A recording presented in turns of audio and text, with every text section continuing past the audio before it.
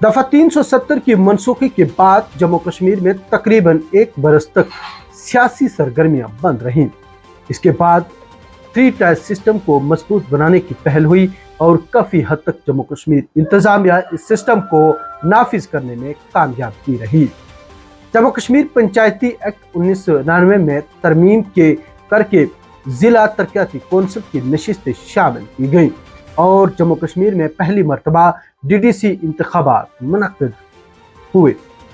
इससे कबल पंचायती और ब्लॉक सतह के इंतखाबात मुनक्किद किए गए थे। जम्मू कश्मीर के हर जिला के लिए 14 DDC नशिस्तें शामिल की गई। एक जिला को 14 कॉन्स्टिट्यूशनल टेरिटरीज में तकसीम किया गया, जबकि काउंसलर्स का इंतखाब बराह रास्त अवाम के वोटों से हुआ। हुकूमत का दावा था कि जम्मू कश्मीर में पंचायती राज सिस्टम इतना मजबूत नहीं था, इसलिए यहाँ 3 टायर सिस्टम को नाफिज करना लाजमी है। पंच सरपंच, DDC और PDC के मेंबरान और चेयरमैन का जमीनी सतह की जमहूरियत को मजबूत करने का अहम रोल होगा।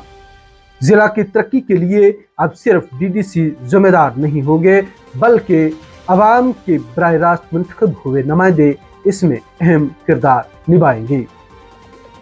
हुकूमत ने 3 टायर सिस्टम को तो नाफिज किया, लेकिन पंचायती राज इंस्टीट्यूशन से वाबस्ता बेशतर लोगों की शिकायत है कि उन्हें बाख्तियार बनाना सिर्फ कागजों तक महदूद है, मगर जमीनी सतह पर वो अफसरशाही के शिकार है।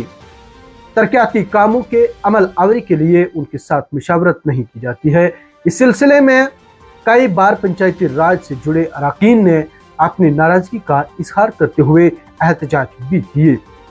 जिला तरक्याती कौंसिल राजौरी के चेयरमैन जनाब चौधरी नसीम लियाकत का कहना है कि 3 टायर सिस्टम नाफिज होने से जम्मू कश्मीर के शहर व देहात में तरक्की हो रही है।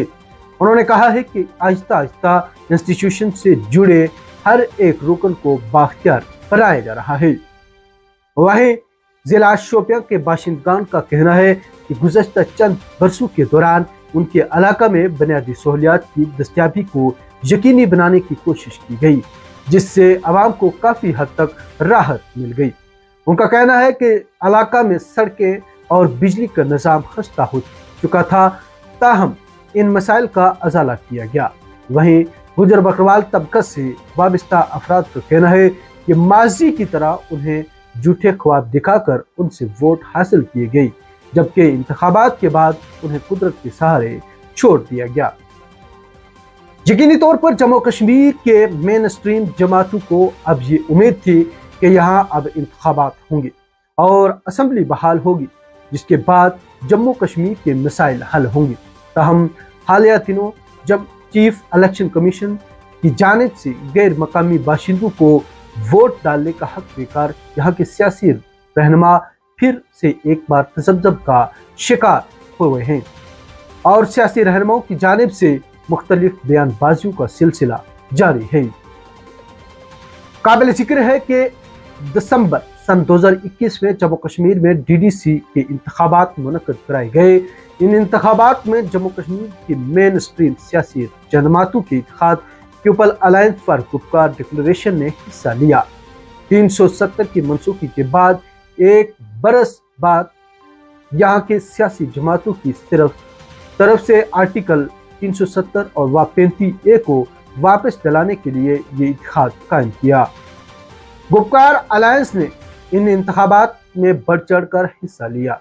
उनका असल मंशूर BJP को शिकस्त देना था, ताकि मोदी हुकूमत कौमी और बैनुल अक़वामी सतह पर यह तासर न दे सके कि यहाँ के अवाम जम्मू व कश्मीर खसूसी हैसियत को ख़त्म करने वाले फैसले से खुश है।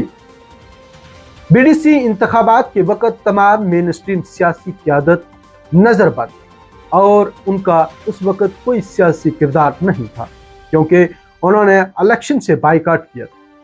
उस वक़्त सिर्फ BJP मैदान में थी और इससे ये खदशा जाहिर किया जाता था कि शायद BJP को अक्सरियत हासिल होगी।